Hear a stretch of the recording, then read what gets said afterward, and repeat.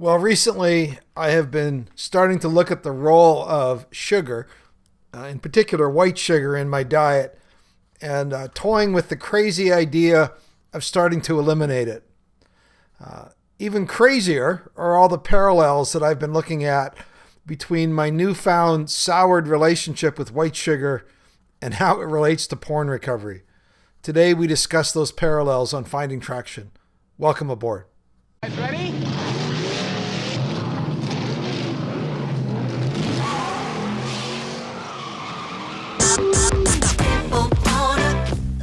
When it comes to porn, are you stuck, spinning out, or slipping backwards in your life? If so, then welcome to the Finding Traction podcast, a show dedicated to those who are looking to gain recovery momentum away from porn and toward the life and relationships they have always hoped for. Now, here's your host, Vern Tomke.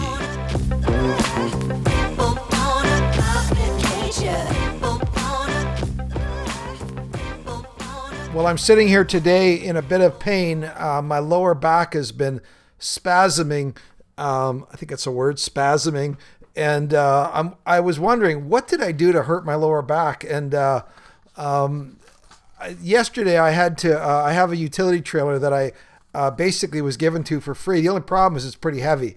It's made out of metal, and it was at the back in my backyard, and I decided, you know what?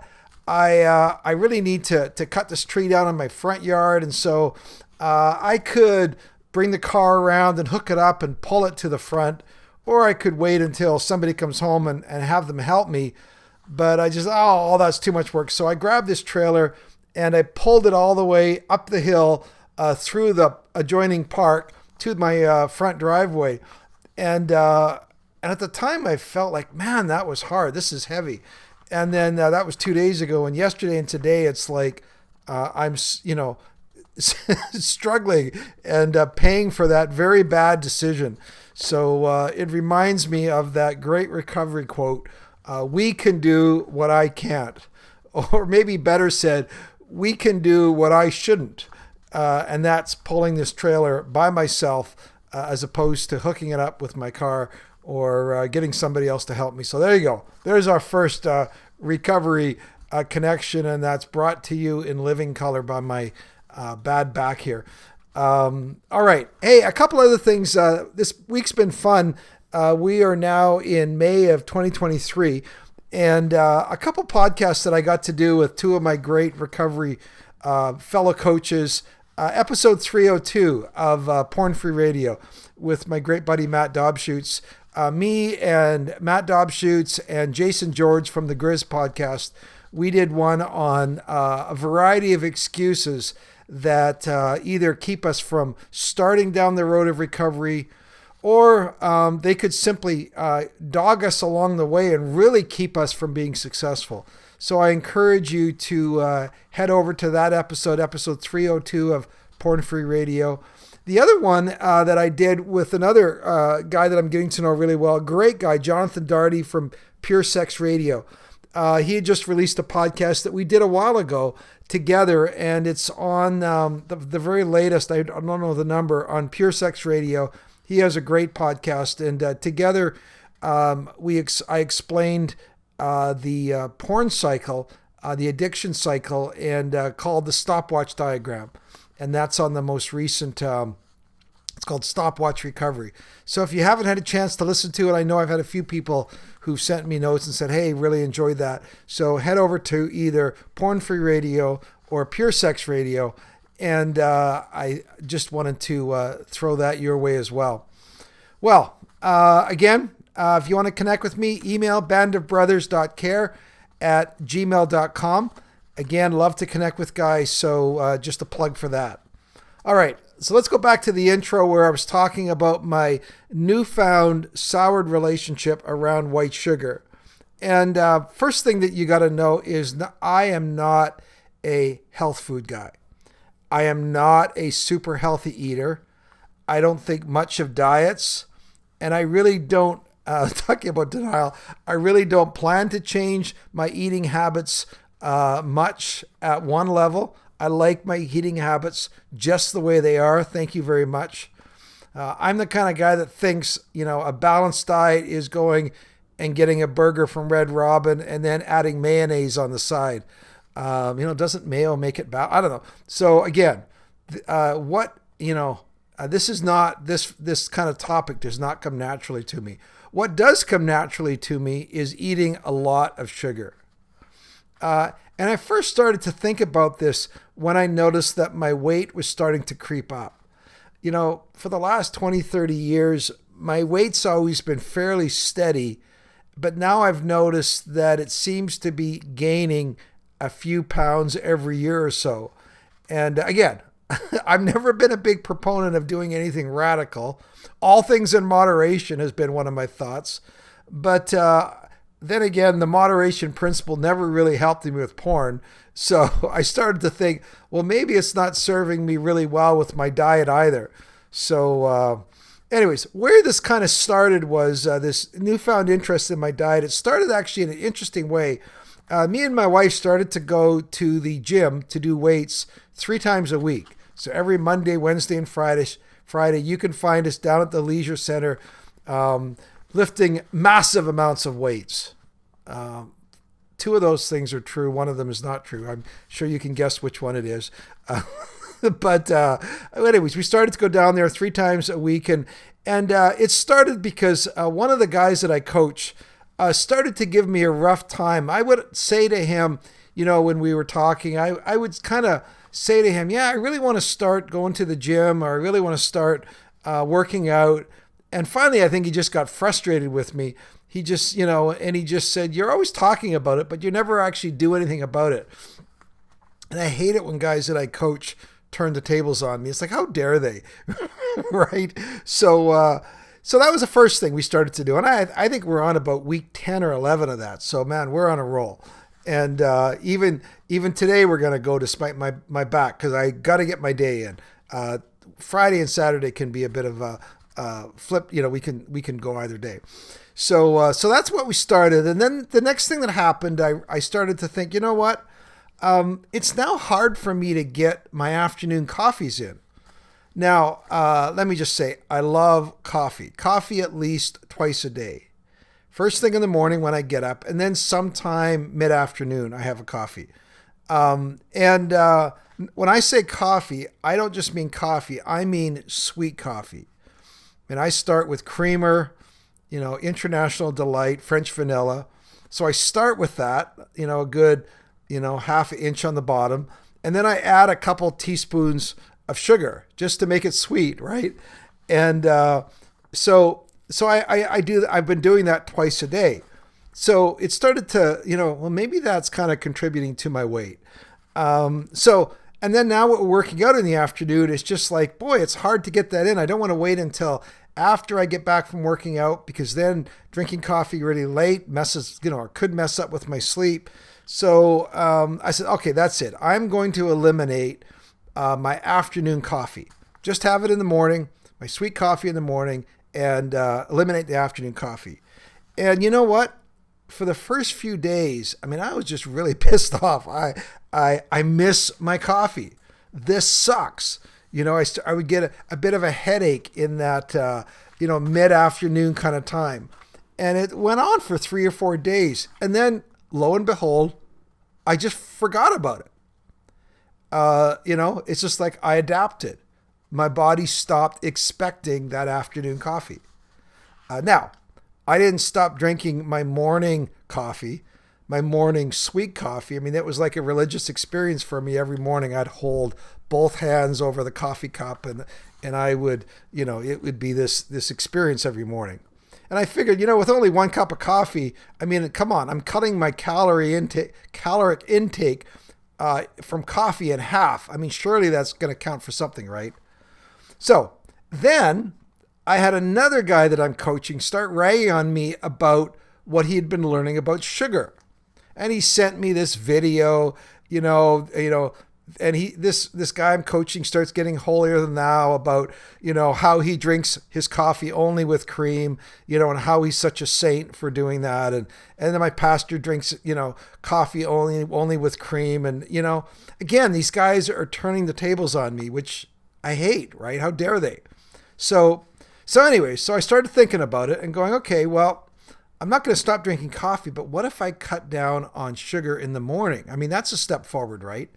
So, now I even have less calories. So pin a medal on me.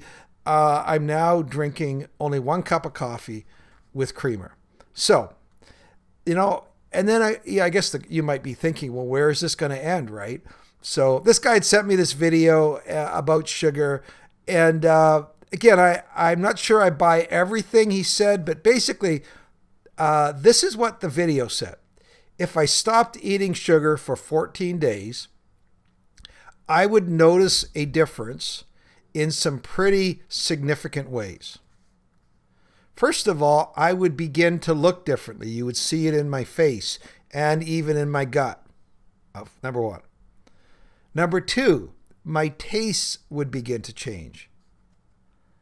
And number three, my cravings would substantially subside or lessen. Now, I'm not sure how far I'm going to take this diet thing.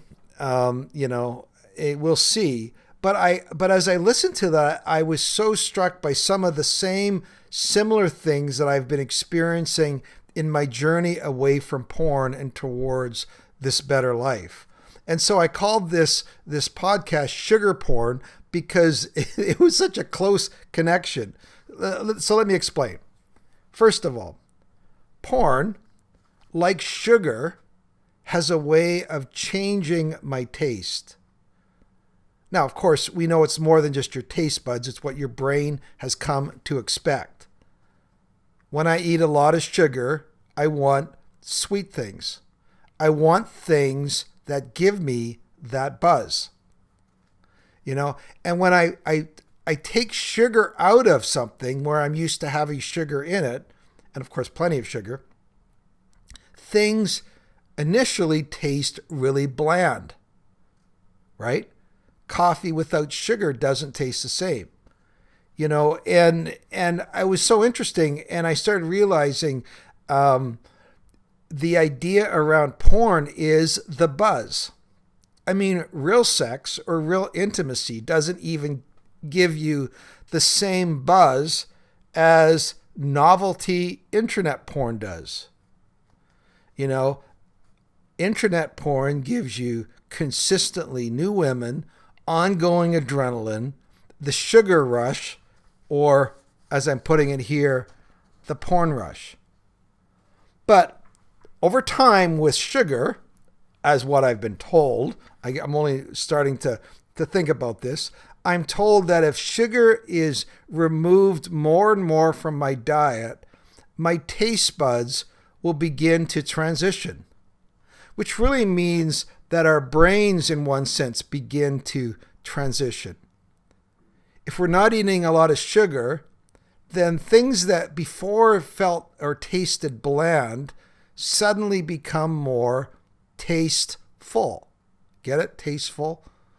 We don't need the sugar to experience the taste. And I've heard this from guys over and over when they're just beginning to try to eliminate porn or step away from porn. It's like what they realized is, when I had porn in my life in a significant or consuming part of my life, I became used to that continued adrenaline, dopamine rush. And as a result, nothing else seemed to compare to that, when I got into that place. And so as a result, because that gave me such a rush, all those other things that I used to be interested in, the simple joys and pleasures in life, all of a sudden, they began to just be bland in relationship to good porn and being in that place. And because all people wanted was a hit, anything that didn't give you that excitement hit just felt bland or boring. And as I said, over time, even our brain gets to a point, and again, sometimes single people think, wow, if only I was married. Well, listen to this. Even normal sexual activity doesn't give you the buzz or the dopamine rush of porn. It doesn't compare. So, great connection there in terms of what sugar does. Here's the second thing that I was told around sugar.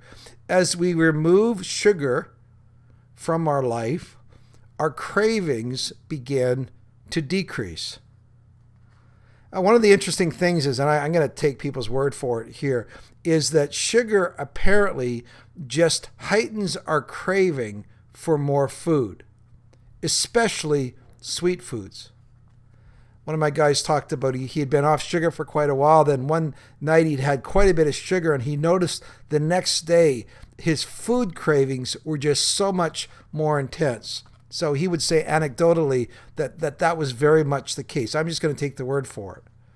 And this whole idea around cravings, of course, is something we've associated with porn. Porn is constantly priming our cravings. You know, that great porn phrase, one look is too many, but 1,000 looks is not enough.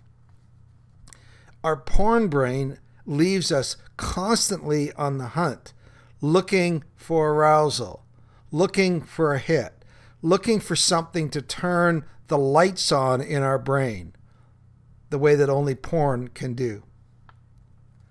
So, the third area that was interesting is, let me just put it this way. The idea that sugar can lead to an inflated appetite. I find that interesting. So if your cravings are more, you're going to eat more. You're going to have a greater appetite. And sugar plays a role in giving you an inflated appetite.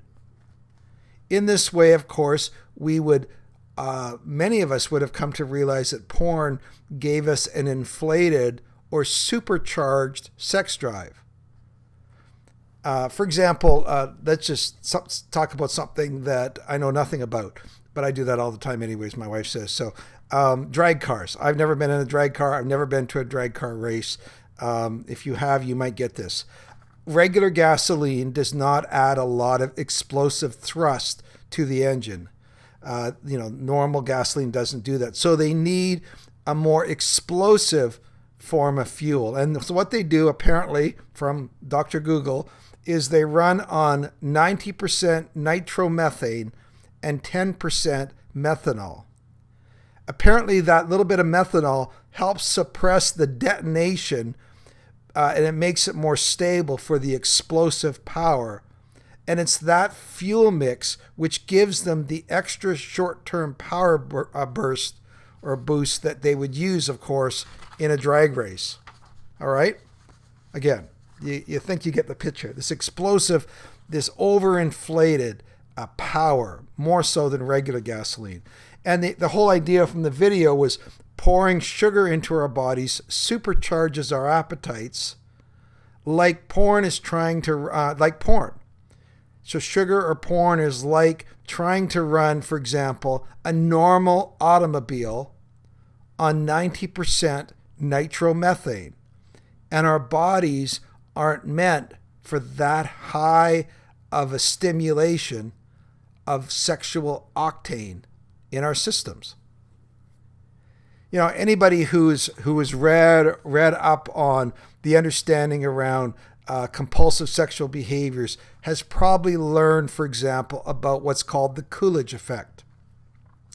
And this is the famous rat experiment where what would happen if, for example, if you put a regular male rat in a cage with a female rat, they will copulate, and then at some point, the male rat goes, okay, that's enough. I've had enough. But if you continually swap out female rats for a new one, the male rat continues to screw around at such a high state of arousal, he simply grounds himself down to the point of exhaustion. The point is, the continued novelty continually stokes or supercharges his arousal. which of course is exactly what internet porn does. It provides us that exact novelty-based hyper nitromethane arousal. I've met numerous guys who've confessed things like erectile dysfunction or even doing physical damage to their sexual organ because this supercharged body response. It's kind of like taking amphetamines. You know, they can keep you up for days beyond what is physically normal. Supercharged. Sometimes I ask guys, well, what do you think your body's biological rhythm would be, your sexual rhythm would be without porn? And I've heard the response. Sometimes it's almost a blank response. I'll get back like, I have no idea. I have no idea what my body's sexual rhythm would be like without porn. Well, I tell you one thing, for starters, it would probably be a lot less. You wouldn't be putting the strain on your body. You wouldn't be putting the strain on your partner. You would eventually return to a more normal biological rhythm, of course, depending on a number of factors, including your age. You wouldn't require a blue pill or porn to maintain sexual arousal. You wouldn't be living with an inflated arousal urges. So, just like when you remove sugar, your normal taste buds begin to recalibrate. In the same way, let me say, as you remove porn, life and arousal doesn't feel as frenetic and as driven. And that's because you've removed the cravings and hyperfocus that sugar or porn elicits from your body. So, you say, Vern, where are we going with all this? Again, I'm not sure that you buy the sugar connections or you want to make changes to your diet. I am a very reluctant person on that. But I am increasingly willing to look at my diet. I'm still trying on the idea. But I sure hope you buy the connections around porn.